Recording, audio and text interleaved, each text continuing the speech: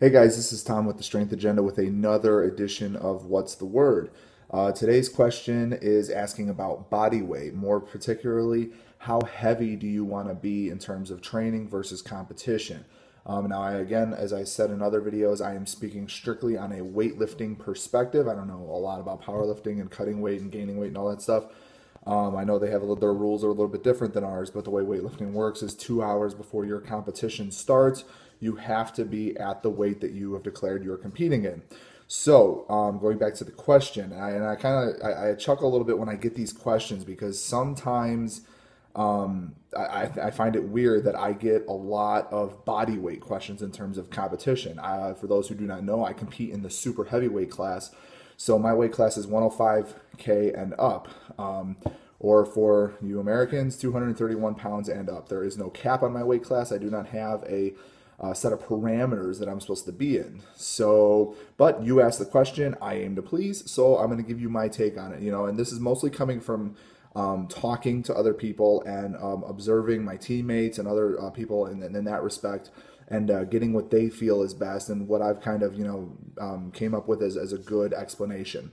So for me, what I think is the best is you don't want to be too heavy over your weight class when you're training on a regular basis. Some people after a competition will get really heavy, and a lot of lifters, when the heavier you are, the bigger lifts you can put up. The only lifter I ever saw personally that wasn't like that was Donnie Schenkel. He used to compete as a super heavyweight, weighing about 275 pounds, and then he cut down to 105, and he actually lifted more as a 105 than he did as a super.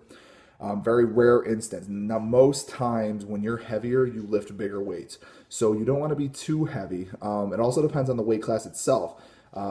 Caleb Whitby, for instance, who's another 105 that I trained with, he would train around 108, 109.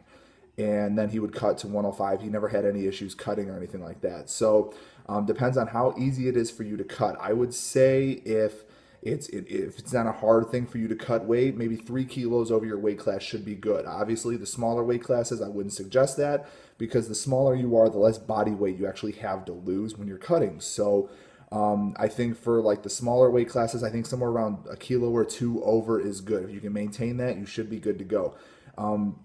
Pretty much my bottom line is don't make it hard on yourself. Don't let yourself go completely and just eat whatever you want and have to cut 5 or 6 kilos going into a competition because you're going to lose a lot of strength and you are not going to perform well. And then what was the point of all that hard work and training that you put in? On the opposite end of that, you don't want to be too light in training. Matt, for a while there, Matt Bergeron on our team had a really hard time maintaining 94. He would weigh 91, 92 consistently.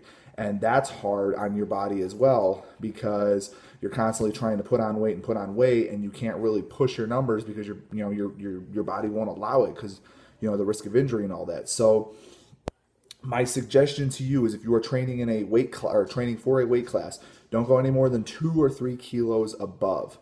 I just think for general health and mental sanity, trying to cut all that weight can be hard on you both physically and mentally.